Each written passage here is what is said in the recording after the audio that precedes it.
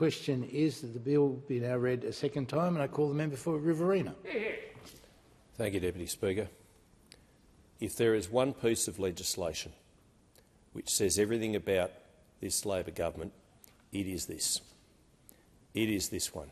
And you can laugh all you like, Minister. You can mock this, but I am frankly galled by what we are debating today. And I've got respect for the Minister for Veterans Affairs. I do. The Minister and the Shadow Minister at the table and myself have all been Ministers for Veterans Affairs. It's a tough role. You have to have respect. You have to have a listening ear. You have to pay homage, you must, to the service and sacrifice of those who have proudly worn the uniform of Australia, the uniform of freedom. And no one knows this more than those who have bled for this country. Those people who have chosen to protect, to serve. Those brave men and women who have shown such pluck and courage, who have gone through the gates of the home of the soldier, Blamey Barracks, 1st Recruit Training Battalion, Kapooka, near Wagga Wagga, those who have served our Navy and potentially gone and served at Forest Hill, Wagga Wagga, all where air power starts, RAF Base Wagga, and I am very proud of each and every one of them. Now, the Minister at the table on the 11th of November, Remembrance Day, Armistice Day, last year said this. Private Norton personified the Anzac spirit, disregarding his own safety to put his mates first. I want to acknowledge and thank the veteran community for your advocacy for the appropriate recognition of Private Norton. I'm so glad that, especially today, we can acknowledge Private Norton's gallant actions with the Victoria Cross for Australia. What has changed, Minister? What is different now and wasn't the case back then? And the Minister, when he said those words, when he uttered those phrases, was absolutely correct. Private Norton from Gundagai absolutely deserved a Victoria Cross for Australia, just as Teddy Sheehan deserved a similar honour. And then we have Frank Alcorta, OAM, the late Barry Eugene Magnussen, Colonel Francis Adrian Roberts, OAM, Neil Raymond Beckstrom, the late Ronald Howard Brett, Ian Martin Campbell, Noel John Grimes, Jeffrey Michael Peters, William Alfred Roach, and the late Second Lieutenant Gordon Cameron Sharp. 10 Australian soldiers, heroes all, who were recognised for their bravery more than 50 years after they fought in the Vietnam War's Battle of Long Tan. Those 10 men, Teddy Sheehan VC and Richard Norton VC, would not have received the recognition, the medallic tribute, had it not been for an appeals process, a process nonetheless, put in place to look at decisions made or the fact that they were overlooked at the time of their gallantry, which in more recent times has given them their due honours. And no one was more proud of the fact that those brave dozen received their awards than their own families. Why are we debating whether or not future Victoria Cross for Australia recipients, they'll be non-recipients now. Why are we debating this? Why are we meddling in meddling? It just does not make sense. And I would appeal to the minister, to his good heart, and I know he has a good heart. I know he does. I think he should withdraw what the government is proposing. There would be no shame, Minister, in doing just that. There would be no criticism from the RSLs, from veterans, from families, from those who are still alive, who feel as though they have been let down by the system. They would say that the minister went to the parliament, had a piece of legislation, changed his mind. You can be wrong, you know. It's okay to change your mind for the good, in the national interest. It's all right to say, I got it wrong. It's not all right to push on regardless. I'm pleased the minister is in the chamber. I note that we have the absence of Labor speakers on this particular bill. We had the member for Sturt, a new member, and I grant that she had the talking points from the government to push the point. I note we don't have any of the crossbench. We all know what they're like when it comes to whistleblowing and when it comes to veterans matters per se. The Teals dripping in pious pontification and sanctimony. And that's what they are. Where are they when it comes to sticking up for what's right? No doubt they're listening to what I'm saying. If you are and you're on your monitors, get down into the chamber and stick up for your RSLs. Get down to the chamber and stick up for your veterans. Just for once. Because this is important. This is. It might not seem that vital or that critical because we have a cost of living crisis. We've got lots of debates in this place which, granted, are probably considered far more important. But when you've got Teddy Sheehan and Richard Norton getting posthumously awarded Victoria Crosses because we had a process in place that went beyond 20 years, when you've got those other 10 who put their lives on the line at Long Tan, in the jungles, against overwhelming odds, outnumbered. They didn't think that they were doing what they were about to do because they might get a piece of tin on their chest to march down the street on Anzac Day on April 25. They didn't give that a moment's thought. But they did what they did for their mates. They did what they did for the loyalty and the service and the dedication and the application that they were taught when they put on that khaki.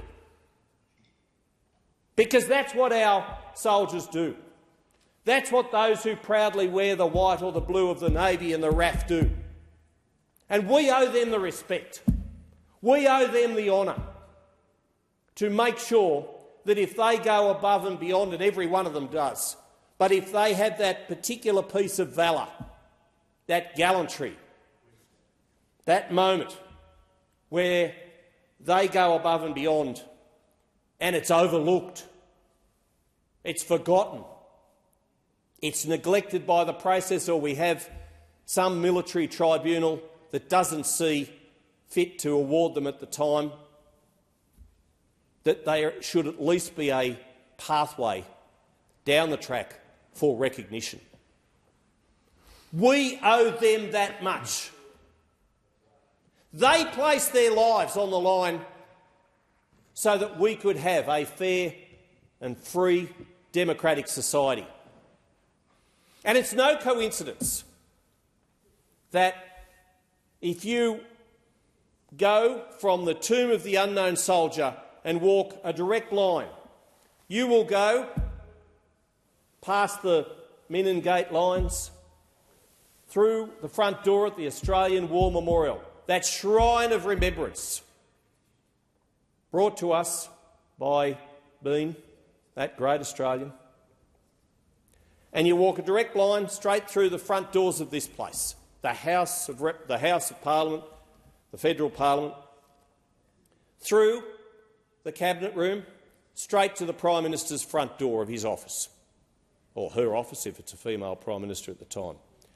It was done deliberately that way, so that we would never, ever forget that we owe the free and fair democratic society and the Parliament to that place, that shrine that Charles Bean put in place, that he thought up on the battlefields of World War I, so that we could remember. And what are we doing today in the House of Representatives? Well, we're spurning them. We're shunning them. We're telling them that if it wasn't within 20 years, well, we don't care. It's not right. And yes, I am upset. I am really upset. But the emotion I'm showing is going to be nothing to the emotion that our RSL clubs will be showing. I'm not a veteran, but those veterans who gave so much for our country, they deserve better. They truly do. I cannot even understand, I cannot even fathom or contemplate why the minister thought this was a good thing. Minister, it is not too late. It is not too late. And I can't understand, if this went through a cabinet process, why those important people around that important table thought that this was a good idea. Why? Why are we doing this? Why are we tarnishing the memories of those veterans? Of those veterans who could potentially and deservedly receive recognition for their efforts. They didn't go out into the battlefields, the jungles, the deserts, the air, the sea, to achieve greatness for themselves. They did it for their mates. They did it for their comrades. They did it for their country. They did it for freedom. They did it for the flag, and today is National Flag Day. They fought under the flag. One flag, true. But they're being told that unless it's within the last 2 decades, then it's not worthy of consideration or reconsideration. And yes, there will be bureaucracy involved, and yes, Defence doesn't always like to be told that it might have got it wrong, that their decisions might have to be reviewed, that perhaps there was somebody who didn't get a medallic honour and some new evidence comes to light, and that's an important part of the process. But when you sit at one of those investitures, when you see the emotion in the eyes of the family who've lost a loved one, as in Richard Norden, as in Robin Freeman, the widow of that brave Victoria Cross for Australia recipient, and you know what it means to her. You know what it means to her sons. You know what it means to the community of Gundagai, to Ab McAllister, the mayor, to Helen Castles, the editor, the journalist at the Gundagai Independent, to Paul Vercoe, who has worked so hard to get a statue, and I do acknowledge the minister and the Saluting Their Service program for the $150,000. But I tell you what, if this legislation passes, if the minister doesn't have the good heart to say we won't worry about it, then I do wonder about whether we should have, to be honest, people who voted in favour of this then making the winding track to Gundagai, on the road to Gundagai next May when we unveil that statue, because it will have meant that they've voted for a piece of legislation that's going to stop the future Richard Nordens from getting recognised. And that's not right. That's not right. This is a folly. This piece of legislation is not right. It's not right for those who've received medallic honours in the past through a process. It's not right for those who should have in the future. It's just wrong, lest we forget. Member for Riverina. The House of Representatives has just voted 90 to 49 to deny our wonderful veteran heroes medallic recognition for their bravery. But there is another opportunity. Members will get another chance to right this wrong. And it's too important not to do just that. Because when you've got teenagers such as Teddy Sheehan and Richard Norton, who by their very actions deserved Victoria Crosses for Australia and were recognised for such decades after their gallant actions, in the future such efforts will not be recognised, and that is such a shame. And then, of course, we've got the 10 members of D Company at Long Tan who put their lives on the line to serve. To recognise them was the right and just thing to do. And so, Labor members, you don't always have to go along with just the caucus. You can do what's right. You've got the chance in these few hours to think long and hard about the veterans, about our heroes, about your RSL clubs, and do the right thing, not just for yourselves, not just for your communities, but for the heroes who made this country what it is today. The member for Riverina. I ask this question of any member in the House. What were you doing when you were 18 or 19? I can tell you what I was doing, and I think the member for Gippsland was probably doing the same, because he's about the same vintage. Rat-tat-tatting away on a typewriter, producing stories for a newspaper. What we weren't doing was rat-tat-tatting away on a gun. What we certainly weren't doing was hanging off an Oerlikon 20mm cannon and firing away. Teddy Sheehan was doing that. Richard Norton was going across no man's land again and again to rescue comrades. Teddy Sheehan from the Navy was 18 years young, just 18. It was the 1st of December 1942. It was the Battle of Timor. He's a Tasmanian, one of the bravest the island state has ever produced. 18 years. Richard Norton was 19. As that famous song from Red Gum, he was only 19. Teenagers, mere boys, lads. And to think that years on, decades on in fact, because, as I said, Sheehan was 1942, Richard Norton in the Battle of Coral Balmoral, 14th of May 1968.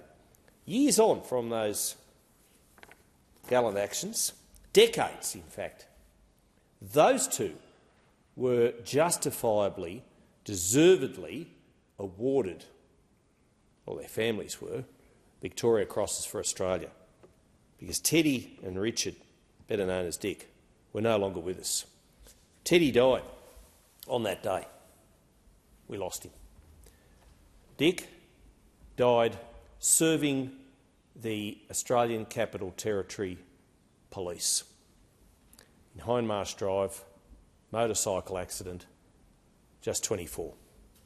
He continued to serve even though his days in the khaki were over. Teddy was given what's called a mention in dispatches. A Distinguished Conduct Medal was presented at the time to Dick. Now, these were honourable awards, very well deserved, but they weren't what they should have received. And what they should have received was a VC. We don't present VCs lightly in this country, and nor should we. But when we do, it's special. When we do, all the nation knows that person, through their deeds of valour, through placing their life on the line, through their gallant actions, have saved others, have won the day, and in some cases, many cases, have caused the loss of their own life. We don't give them out lightly. And then, of course, we had the 10 members of D Company from Long Tan, 18th of August 1966, their actions. They were also given medallic recognition years after, half a century after, in fact, their gallant deeds. And yet now we're being told by the Minister that all of those dozen awards in the future would not have been awarded. Why? Why? It's a really easy question, and I just don't know why. I've been a minister in many portfolios. I've been lucky enough to be so. And I know that departments often will bring you in their letters, their recommendations, their suggestions. You don't have to accept them all the time. You can say no. Send them packing. You'll often get bureaucrats, public servants, unelected officials wanting you to change legislation.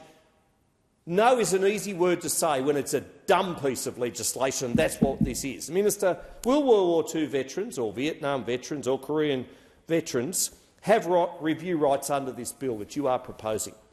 Will they? Why? Why, Minister, why? I just don't understand it. But more than I'm just the voice of what I'm sure will be many, many veterans, many, many RSL clubs.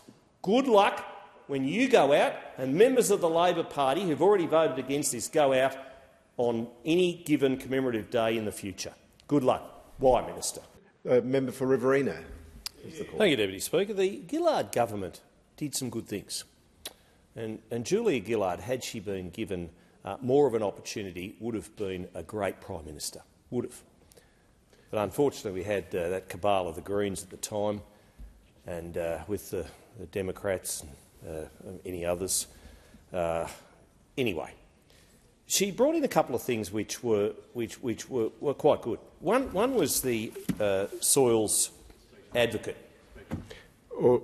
Order the member for Riverina will resume his seat. The Minister for Veteran Affairs on a point of order. Or?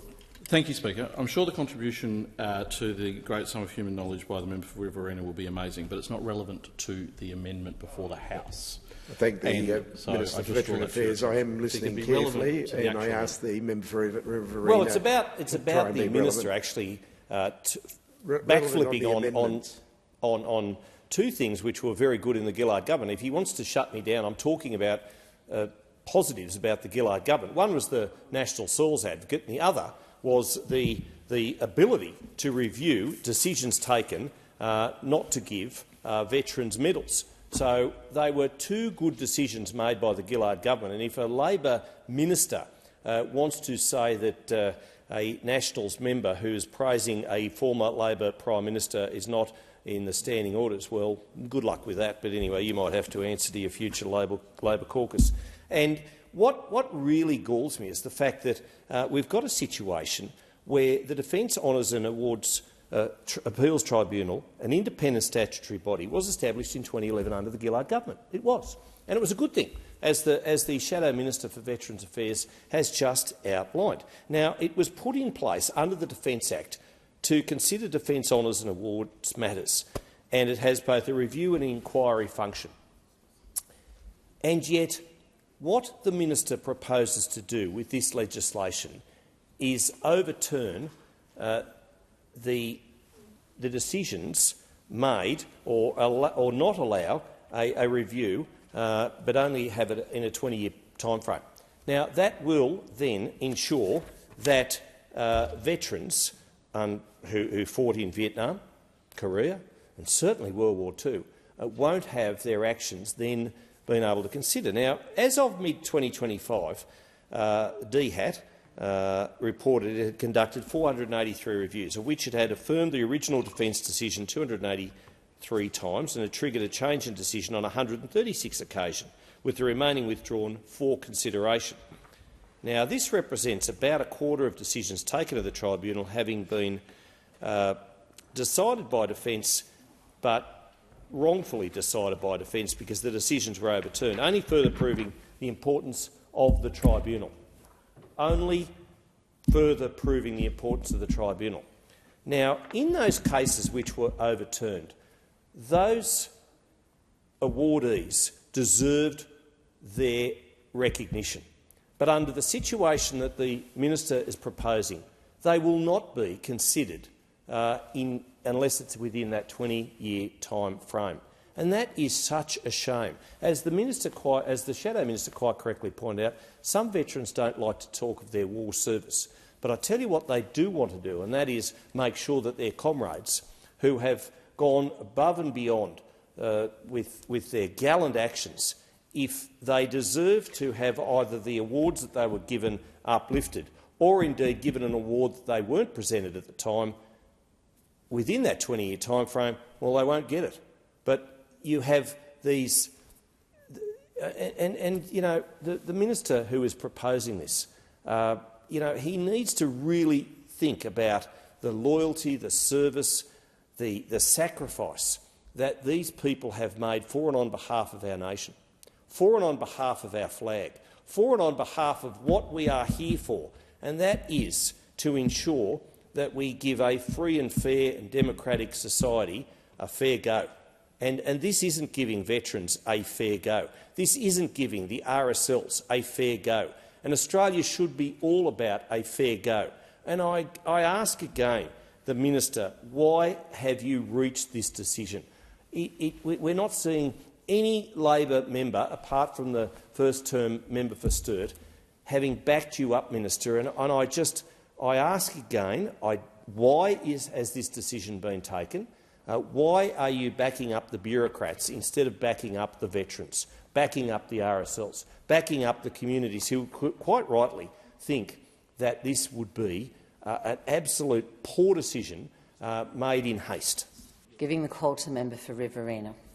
Thank you, Deputy Speaker. One of my most recent proudest moments as a parliamentarian was standing beside the Minister for Veterans Affairs on Remembrance Day, 11th of November last year, when Richard Leslie Norden of Gundagai was announced as the latest Victoria Cross for Australia recipient. And the actions that Dick Norden was awarded for came at the Battle of Coral and Balmoral.